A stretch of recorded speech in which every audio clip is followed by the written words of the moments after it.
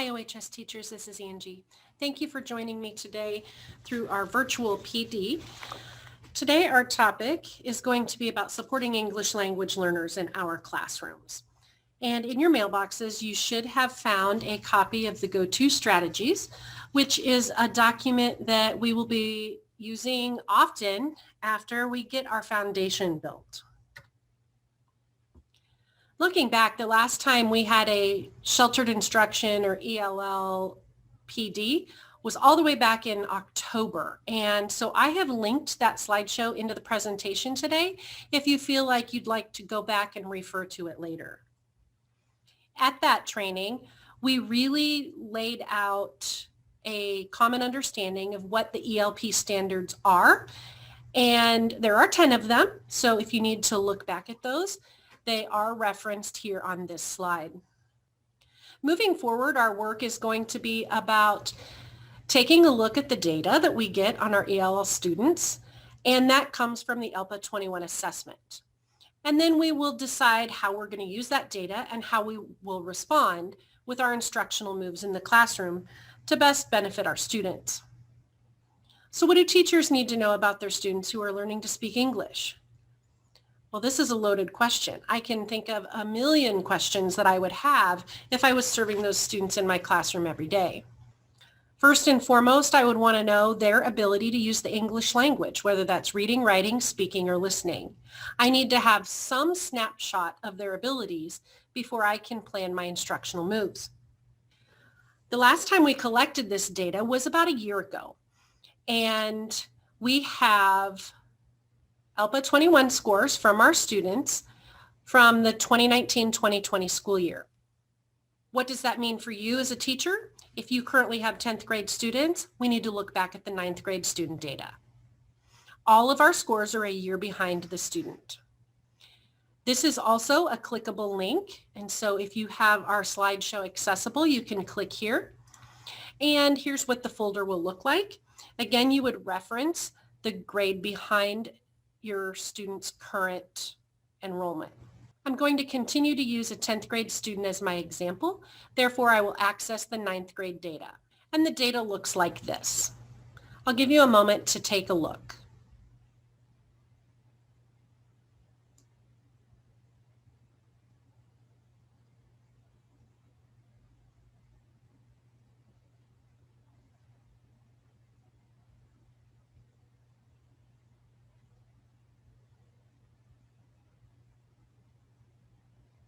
Some things that I notice when I look at this data is I may not have data for every one of my EL students. If they moved into the district from somewhere else, we've done our best to get those scores into these spreadsheets. If you have a question about a student, I would ask someone in the EL department. Another thing I notice is that we have scores here for listening, reading, speaking, and writing. And those are numerical scores.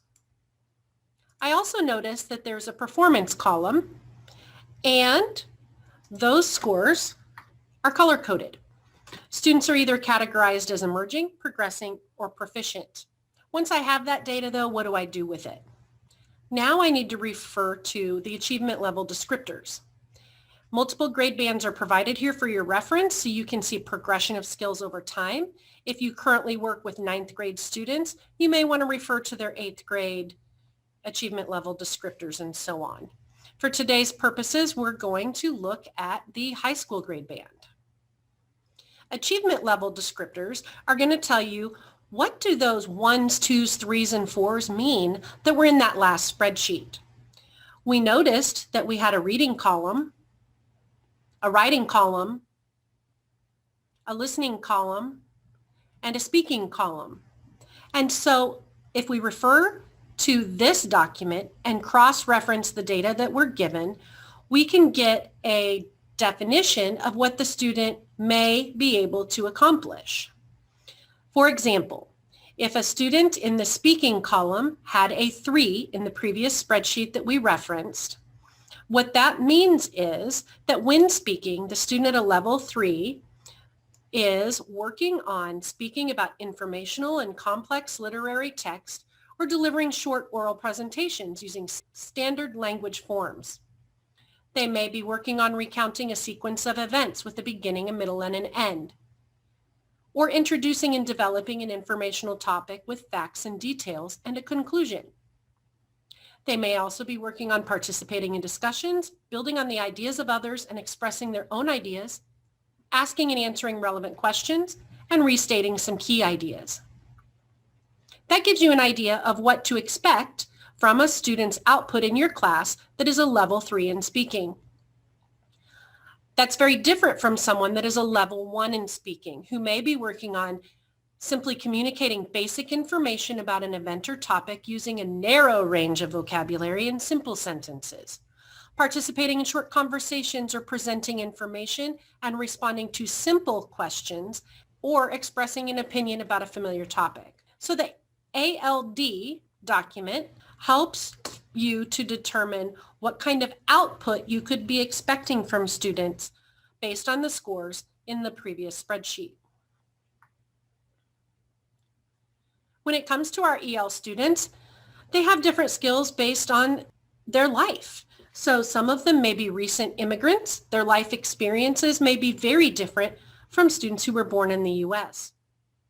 Recent immigrants may have some knowledge of English skills or little or no English at all, versus someone who was born in the U.S. They may have been learning English and another language simultaneously, or they may be strong in their first language and just learning English as a second language. Keep that in mind as you're getting to know your students. Past schooling experiences also impact their levels and the expectations you should have of them in their output in your classroom. Some may have come to us with no formal education at all, inconsistent or sporadic education if they've moved and hopped from city to city. However, we may have many that have regularly attended one school and had a consistent curriculum. And the last thing to think about is that their language acquisition happens in stages. I'd like to show you a quick video about the differences you may see in your students and how some teachers have a misconception of student output based on how well they can converse with you. Where are you from? Honduras, where are you from? I'm from California. How long have you lived here? 2 years. Yeah. And you? I've lived here for 4 years, almost 4 years. Yeah. You like it here? Yes. Yeah. What do you like about it? People are nice and I have a lot of friends here. I especially like the food from here. Oh yeah? What kind of food? Hamburgers and pizza. Oh, pizza. I like pizza too. What kind of food do you eat in Honduras? We eat a lot of food, but mostly I like the eggs and the beans and the cheese. Oh. Do you eat that food here too? Yeah, since my mom makes them. Oh, what's your favorite food that your mom makes? Spaghetti. Oh yeah, I love spaghetti. Do you like to cook? Do you help your mom in the kitchen? Yes. Yeah. What do you do when you help her? I just sometimes she goes to the store with me and buy some of the things that she's gonna do for the food. Oh, so you help her with the groceries? Yes. Oh, that's great.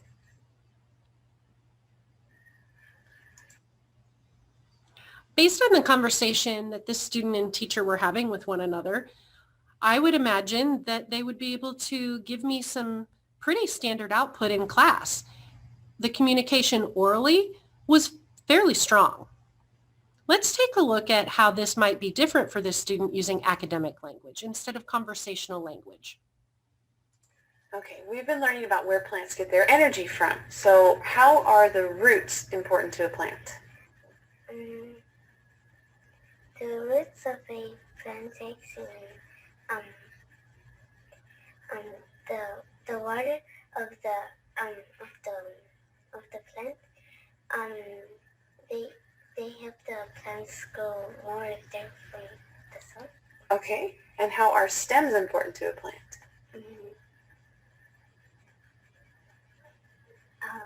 They're pointing to a plant, so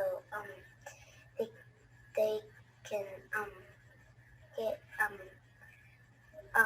sun, water, and some other things. Okay, and how do the green leaves of the plant make sugar? When the water falls into the leaves in the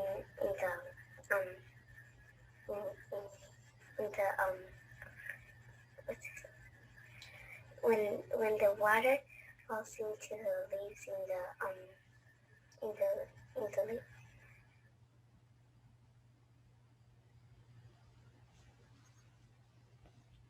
I notice a lot of things about the conversation that the teacher and the student are having now that are very different from when they were having a conversation about the student's life experiences. The student in the second half of the video really struggled with the content level vocabulary and finding words for what she was trying to explain. So no matter how well your students converse with you in an informal conversation, they may still have a lot of barriers when it comes to their academic language. So conversational versus academic language can actually cause some misperceptions between you and your students about the output that you expect from them. Regardless of the stage of a second language acquisition, a student's oral skills continue to develop. Oral language proficiency refers to knowledge of or use of vocabulary, grammar, and sentence structure, as well as strong comprehension skills. Research has shown that students with poor oral language proficiency struggle with academic skills such as reading fluency and reading comprehension. Despite this, in each of the stages of language acquisition, the student's receptive language, their understanding, is generally better than their ability to express their understanding. As students progress through these stages, they develop two types of language proficiency: social language and academic language, often referred to as BICS and CALP. BICS would be that basic interpersonal communicative skills. So that was the first half of the video, where the student was able to have a basic conversation based on life experiences with the teacher. These social language skills generally are acquired in the first 2 years, and they're sufficient for early educational experiences. The older the students get, though, we find that it's just not enough.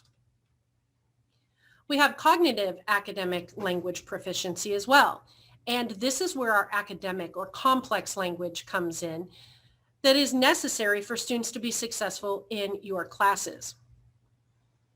Students typically acquire this kind of language in 5 to 7 years.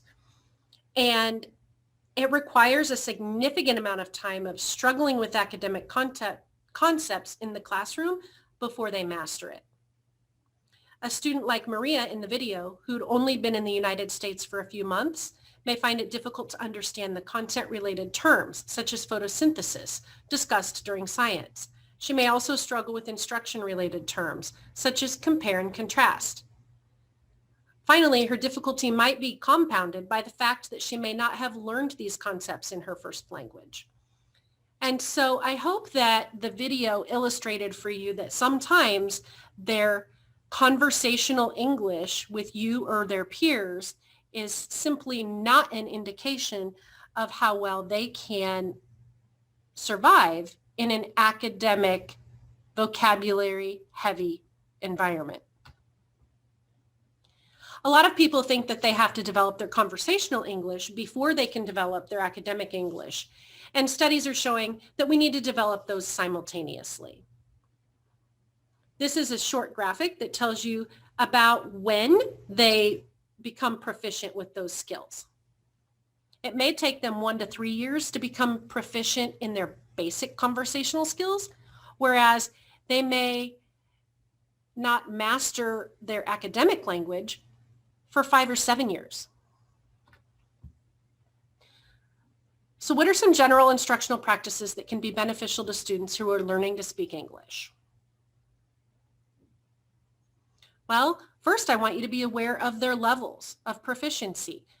Those are attained back on slide 5 in that spreadsheet, where they had scores for listening, speaking, reading, and writing. In each of those columns, the students had a number between 1 and 5. Awareness is half the battle. From awareness, you can intentionally group your students.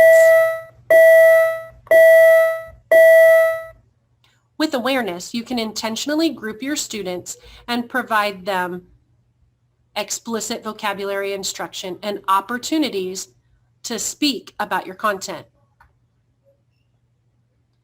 But we should be focusing daily on how you can support the students through the 4 different modes of language. In your language targets, do you express how students can demonstrate their understanding from listening, speaking, reading, and writing?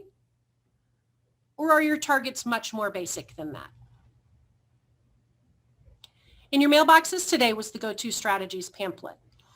This is yours to keep. You can highlight it, you can mark it up, whatever you need to.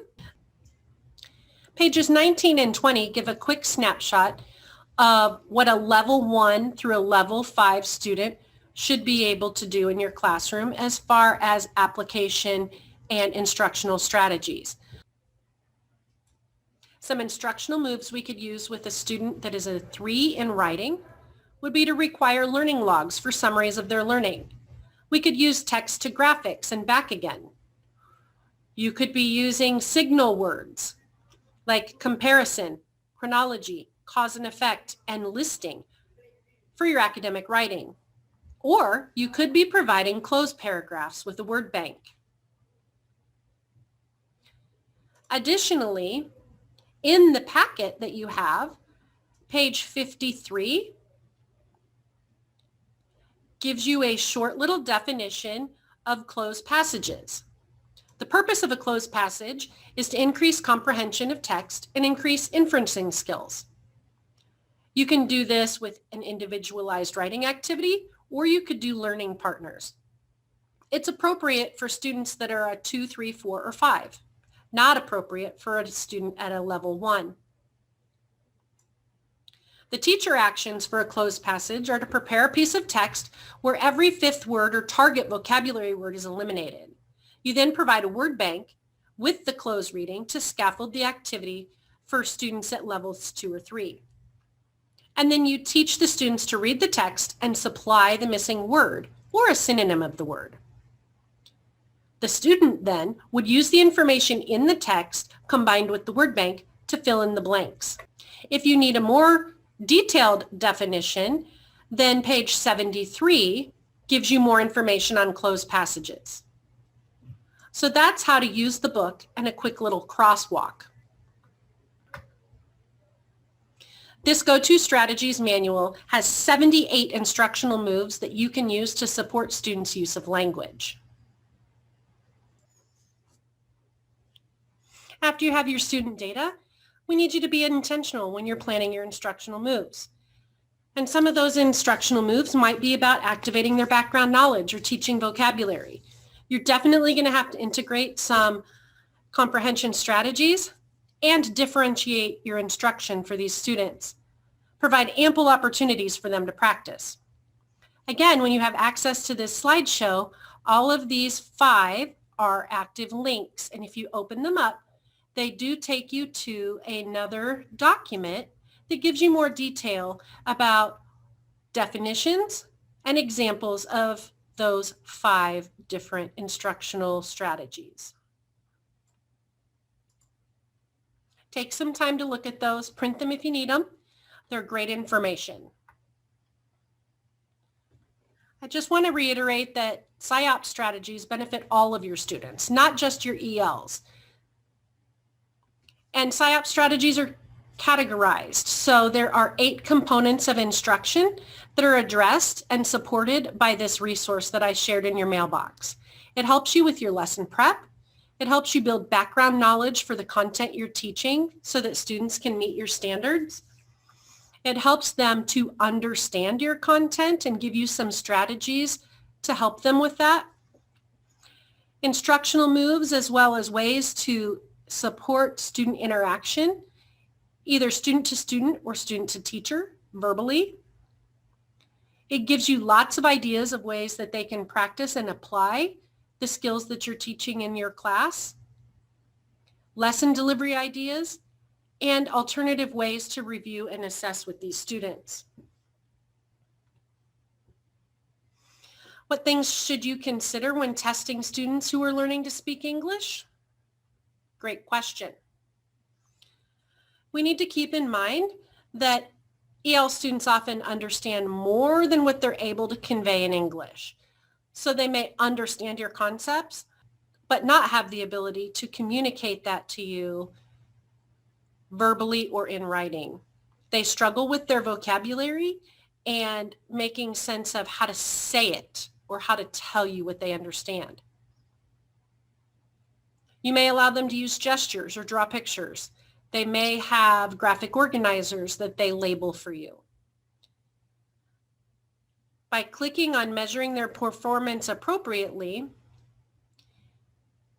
it also gives you another document with considerations and things to keep in mind as it applies to your classroom assessment. It's a quick 4-page document that gives you lots of ideas about formative assessments or summative assessments. It even gives you a little background about the difficulties these students have with taking standardized tests.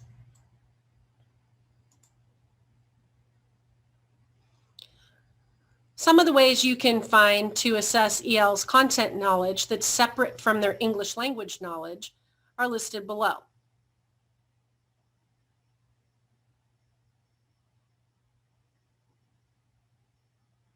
You can create test questions that incorporate aspects of their background knowledge. You can make sure the student understands how to respond to various test formats. You can use sentence frames to prepare them for short answers, multiple choice, or true-false questions. You can preview the test with students to ensure they understand the terminology and the instructions, and that they can comprehend what you're asking of them. Do they understand the test questions and the key vocabulary?